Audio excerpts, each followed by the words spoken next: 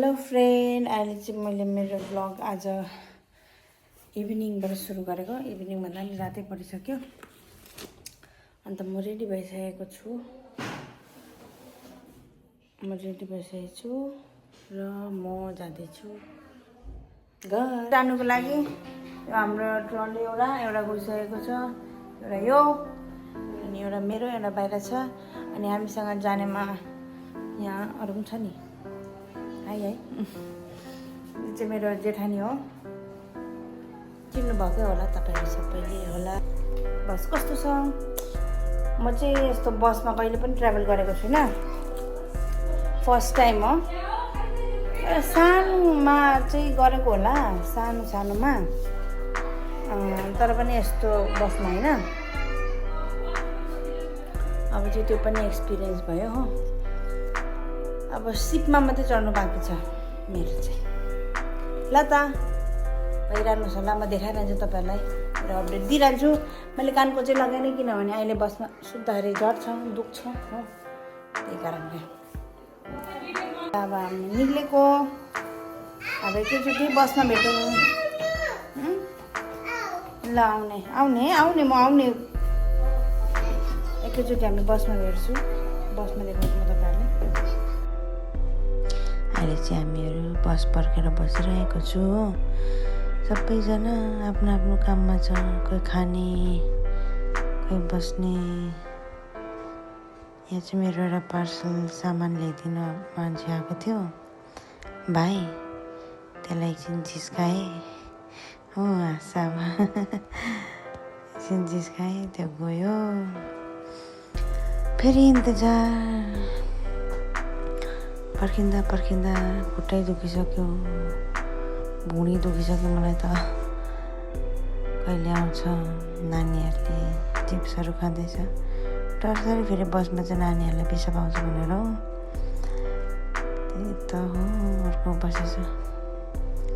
By by भन्दैछ, सर्विना by by. सबैजना busy छ। फाइनली हाम्रो बस पनि आइपुग्यो, रोक्यो हाम्रो लागि। हेलो फ्रेन्ड, हामीहरू चाहिँ बसमा चढिसकेको छौँ।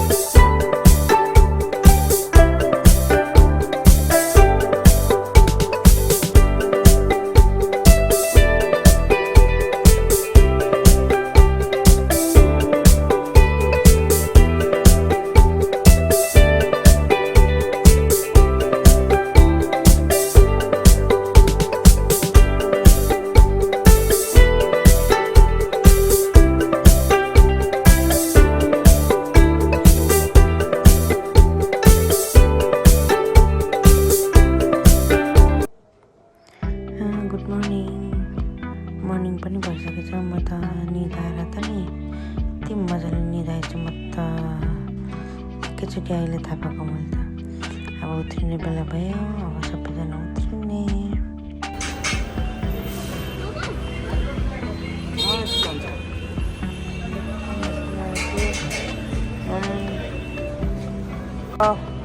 छुट्टिन आँटेको उनीहरू अर्कै जग्गा जान्छ, हामी अर्कै जग्गा जान्छु। मिङ्की बाई बाई बाई बाई। मलाई नेपालको मिठाई ल्याइदिनु ल।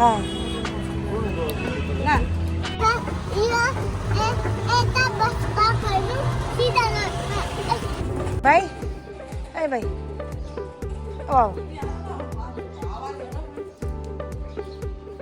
यो त कस्तो खोल्नै सकेन। पुगे अब पुगिसकेर रेस्ट गरेर देखाउँछु है तपाईँहरूलाई। हामी चाहिँ आइपुग्ने बित्तिकै चिया खानु रेडी, मुखसुख धोएर। अन्त यहाँ दिदीले चाहिँ क्याप्सु बाँचिदिनु हुँदैछ नानीलाई, र हामीलाई पनि खाँदैछु। मजा आयो। अक्षय दिदी पप्छे यहाँ मामा भानिस गाडी खाँदैछ, अन्त हामी पनि चिया इन्जोय गर्दैछु। हेलो, म चाहिँ अघि बिहानै आइपुगेँ। बिहान आइपुगेर चाहिँ खाजा खाएर चाहिँ एकदम गलेर चाहिँ म सुतेर चाहिँ मैले भ्लग बनाइनँ। अन्त